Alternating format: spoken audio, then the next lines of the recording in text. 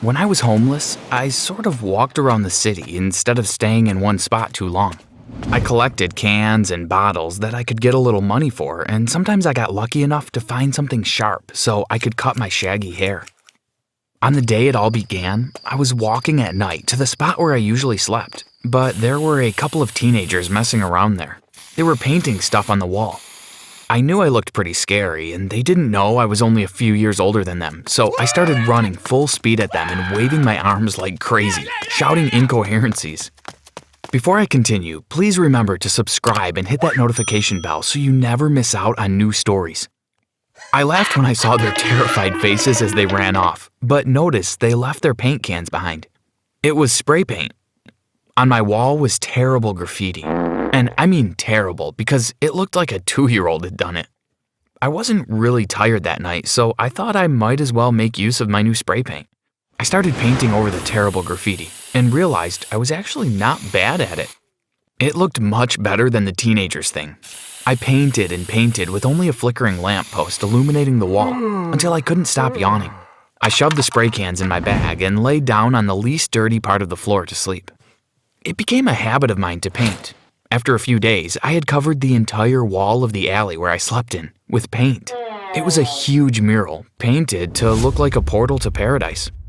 I was walking around the day after I finished it when I saw some people taking pictures of it and taking pictures of themselves in front of it.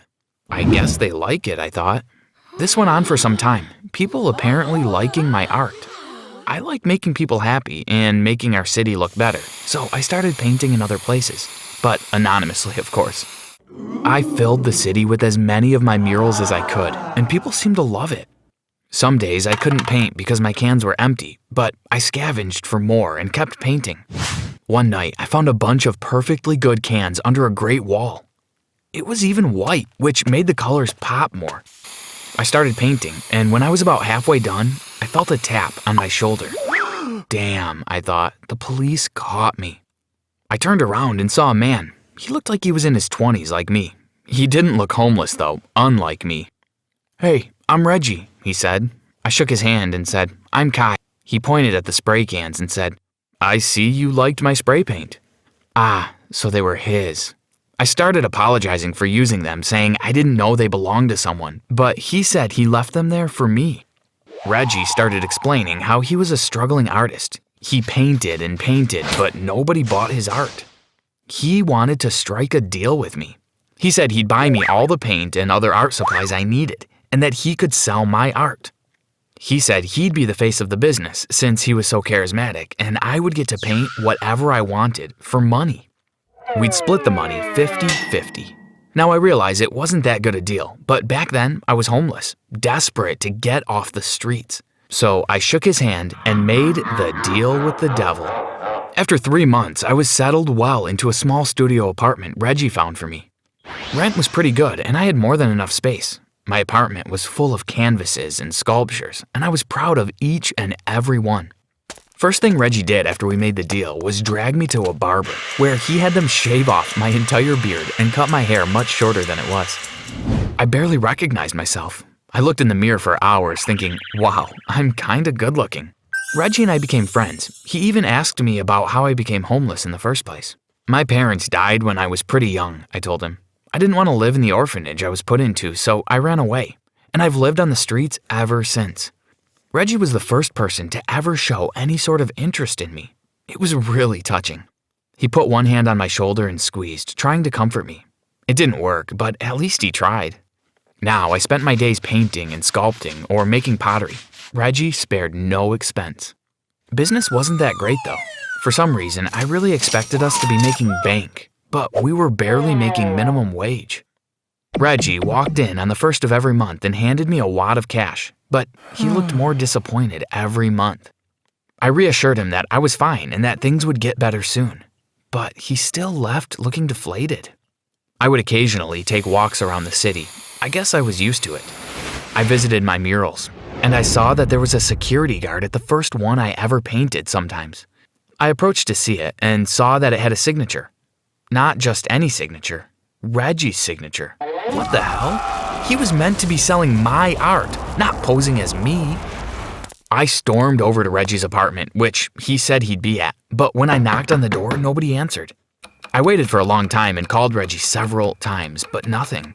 He showed up after maybe 2 hours and looked shocked to see me. He was wearing really fancy clothes, so I asked him about that. "They're knockoffs. Gotta look the part in order to sell, kid," he said. Before I could ask him about why he signed my mural, he waved a huge wad of cash in my face, more than we made in 2 months, and said, "I sold one of your sculptures to some money bags."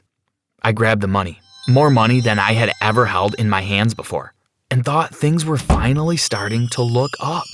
2 months after that, I was still in the same apartment, painting until I didn't even know what to paint anymore. Sculpting until I thought my sculptures looked the same. I had spent a bunch of money on new clothes, so now my closet was full, but my stomach was empty. I waited by the window for Reggie to bring me my cut of the profits, and when he arrived, I noticed he slipped into the back of his car, moved around, and slipped back to the front, only then coming to give me my money. I watched him do this several times over the course of a few weeks, and then I realized what he was doing. He was changing his clothes. But why? The last time I watched him do that, I had invited him over to eat and watch a football game, but then went outside with the excuse of needing to buy something that I forgot. I sprinted downstairs into the parking lot and peeked inside Reggie's car. There were neatly folded clothes in there, and I could see the tag of a shirt. It was a very expensive shirt, and it didn't look like a knockoff at all. It was then that I realized Reggie must be scamming me. I bet he's selling the art for way more and giving me only a small percentage, I thought. I was furious. I wasn't about to be exploited by a slime ball like Reggie. I looked around to make sure nobody was watching, and then I used a rock from the garden to smash Reggie's window open. I was going to take the shirt, but I ended up taking a flyer that was next to it. It was a flyer to Reggie's gallery, apparently. More like my gallery. Reggie was furious when he saw his car window smashed open, but he had no way of knowing it was me, so he drove away. That night, I went on another walk around the city. I would have gone directly to Reggie's gallery, but the flyer didn't have an address, just a website that I couldn't access. It was night, and I enjoyed the wind blowing through my hair and lampposts illuminating my path. I again walked past loads of my murals, smiling nostalgically when I saw them. I also saw the spot where I slept my first year being homeless.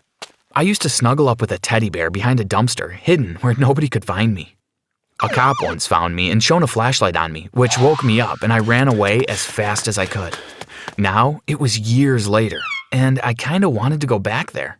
I walked for what felt like hours, part of me trying to find that damn gallery I was getting scammed with.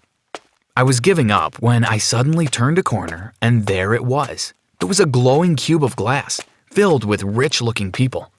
I couldn't recognize it at first, but the closer I walked, the more I recognized the paintings and sculptures as mine.